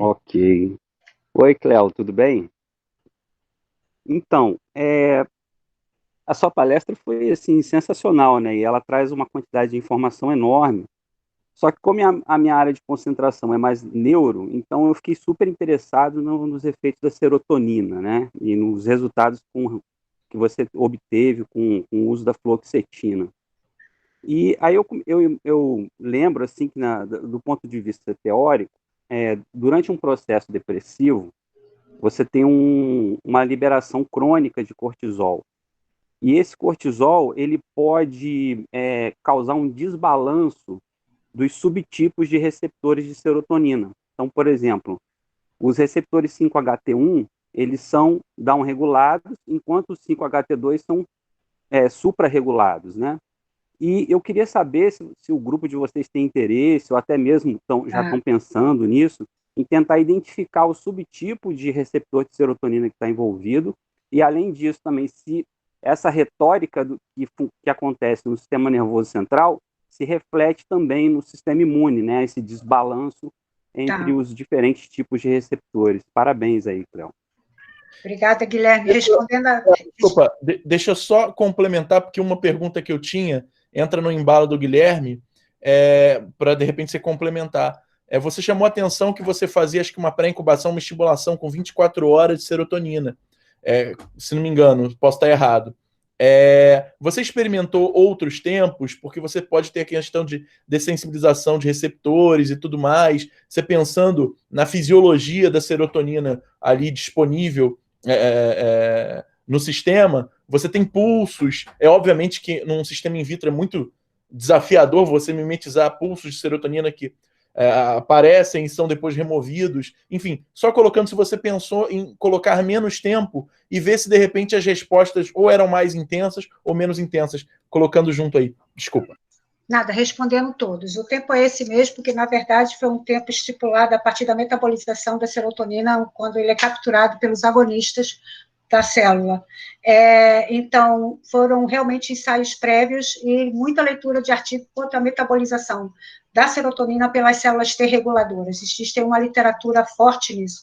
A outra, meu amor, Guilherme, é o seguinte, a gente sabia tanto disso, que, na verdade, a gente, de propósito, só pegou o sangue 6 meses depois, quando a gente já tinha uma redução, na literatura, você já tem um quadro estabilizado em níveis de cortisol. Quando você pega o paciente com depressão e avalia o efeito da fluoxetina em 4 semanas em imunologia, vou resumir.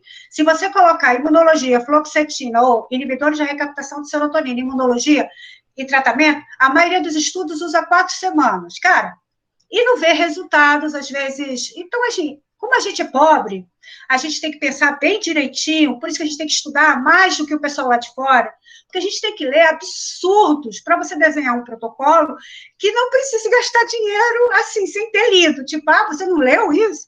Então, a primeira coisa é que a gente discutiu com uma neurologista, a Claudinha, qual era o time, onde ela tinha ideia da estabilização. Depois desse tempo, eu fui ler a cinética do cortisol usando os inibidores de recaptação de serotonina. E a gente se preocupou, por isso que a gente pegou 6 meses, Guilherme. A gente não quis entendi. pegar.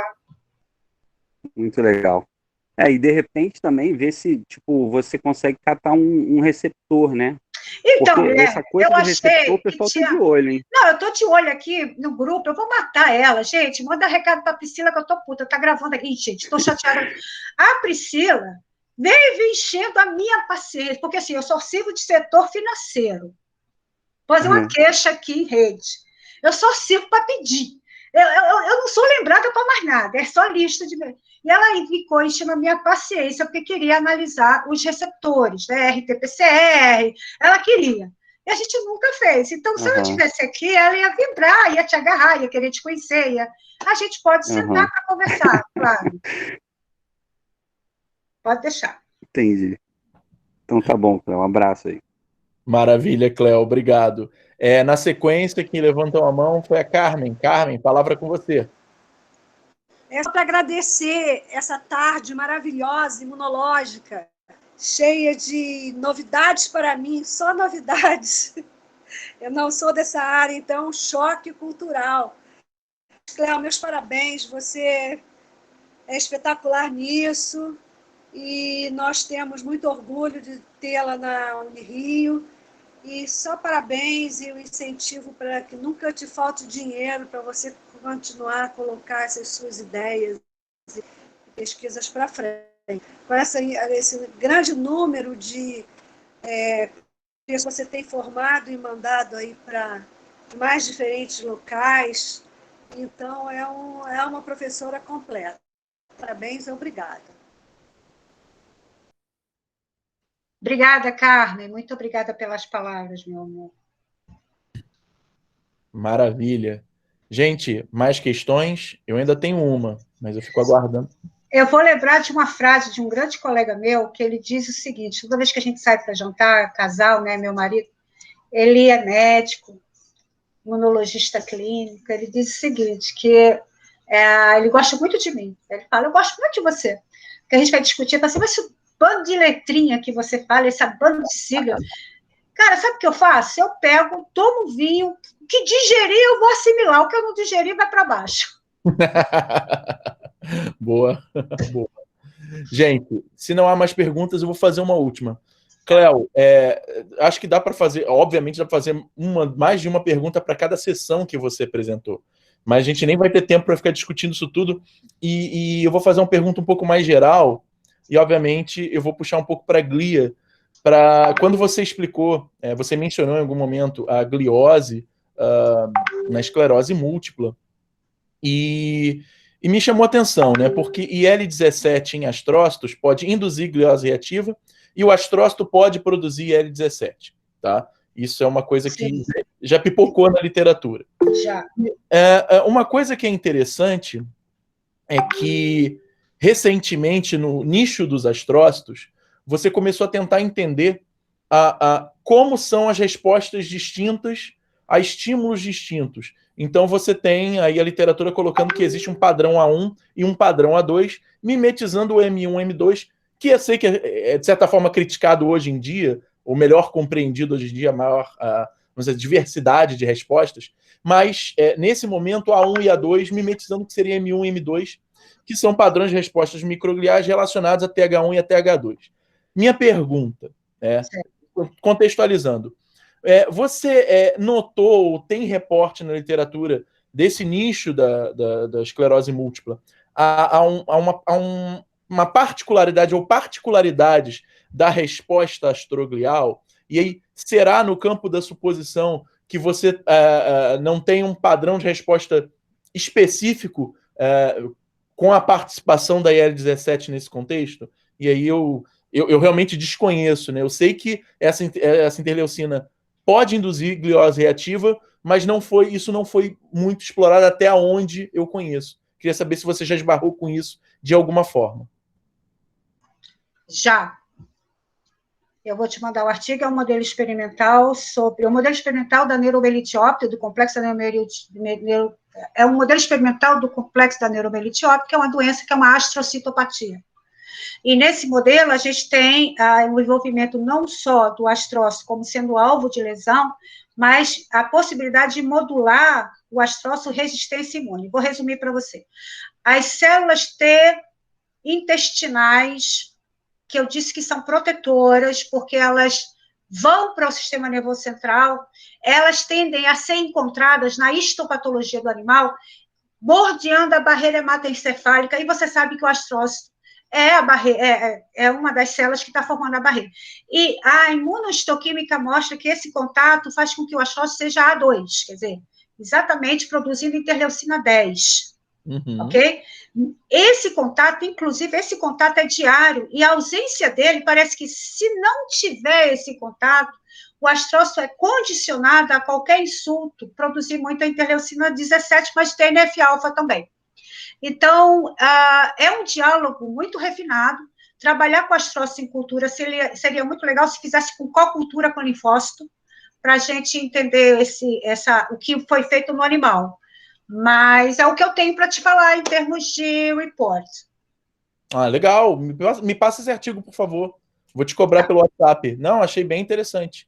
Porque, na verdade, dentro desse nicho da astroglia, você está começando a tentar entender como estímulos diferentes induzem respostas diferentes. E a heterogeneidade glial, em termos de astrócitos, ainda não é muito bem conhecida, né? Você tem os reportes morfológicos, né? Mas em diversas regiões, os astrócitos eles acabam se comportando de maneira diferente, marcadores diferentes. Sim, normal, né? Biologia pura. Claro. E muito legal a parte do GMCSF que você colocou, porque a gente sabe, né? E aí falando da gliose de uma forma mais ampla, aí, trazendo também a microgliose, você falando, né, da invasão de linfócitos, de monócitos no sistema nervoso, porque você tem o comportamento de microglias-like, essa diferenciação, vamos colocar assim, de monócitos em microglias-like, GM-CSF dependente. É fundamental. Bem legal. Parabéns, Cléo. Eu não sei se temos mais. Não, eu peço desculpa, quer dizer, não vou pedir desculpa, não, eu amo imunologia, mas eu sei que não é fácil, não é palatável, eu faço o que eu posso, gente. Valeu pela atenção. Foi maravilhoso, Cléo. A sua palestra é uma daquelas palestras que deve ser revista, então ela vai ficar registrada no canal. Inclusive, eu estava discutindo hoje com a comissão organizadora que a gente precisa fazer uma promoção do canal e reavivar as palestras que a gente teve. Sim, claro. A sua é certamente uma, porque foi uma aula e expôs a diversidade e riqueza do que você produziu com o seu grupo. Hoje, por acaso, por sua causa, Pablo, a gente teve uma reunião mais cedo, exatamente por causa da última palestra, a gente hoje fez uma reunião como entrar na divulgação, começar a falar. Aí eu falei, gente, vocês têm que me ajudar, porque, na verdade, a única pessoa que me segue é meu espírito, não tem mais ninguém. É o meu espírito guia, é o anjo da guarda, ninguém mais me segue. E eu deixei por conta deles hoje, eles já estão se organizando para a gente usar a rede social para divulgar esses trabalhos que eles fazem, né? Não sou eu, são eles que fazem. Eu estou aqui como, sabe, eu estou levando todos os méritos, estou até sem graça. Thaisinha está aí, Camilinha está aí. Não quero dividir com vocês, tá, meus amores? Porque... Cléo, você levantou um gancho só para falar, aproveitar aqui a presença dos alunos, mas uma coisa que foi muito importante, quando eu saí também, e eu senti falta na minha formação, talvez muitos tenham experimentado isso, e eu quero trazer isso para os alunos do PPG-BMC e para os alunos que eu vier encontrar informação aqui no Brasil, é que talvez a gente não tenha tanto estímulo para fazer networking. E pode ser aquele meio termo, é um termo que soa um pouco pedante, né? Um termo importado, mas é muito importante conhecer as pessoas, se fazer conhecido, as pessoas saberem com que você trabalha, mas também conhecer as pessoas. Esse tipo de rede que você cria ao longo da sua vida profissional que vai te permitir maior inserção, que vai te permitir maiores colaborações e melhorar o seu trabalho. Não é para você se vangloriar, né? Então, eu acho que a história aqui desses seminários do PPG-BMC, a gente está trazendo pessoas, claro, a Cléo, da casa, mas a gente está tentando trazer pessoas diferentes e a gente estimula que os alunos do programa, que estão no mestrado ainda, mas que se coloquem, também façam perguntas e saibam quem são, pelo menos inicialmente, quem são os pesquisadores que trabalham com o quê, porque eventualmente você vai fazer um doutorado, vai procurar um outro professor, isso é normal, você ter essa troca, sair de um... Não, e você quer fazer um experimento, aí você, cara, tem cultura ali, vou fazer vou falar, entendeu? A Cléo faz vitamina D, ela faz lá perfitocina, ela trabalha com TH17, já vou falar com ela, vamos fazer com o cultivo de linfócito com astrócito, que me interessa. Então, tem essas questões, então acho que é fundamental. Cléo, você só enriqueceu em todos os sentidos e nesse sentido também. Gente, se ninguém tiver mais nada a colocar, eu vou deixar a palavra final aí para a Cléo. Quer colocar mais alguma coisa, Cléo? Gente, chega. Vamos descansar. Vamos descansar. Encerrando a nossa palestra de hoje, que foi maravilhosa. Gente, boa noite a todos e nos vemos provavelmente na semana que vem. Daremos informes. Um abraço a todos. Obrigado, Cléo. Nada.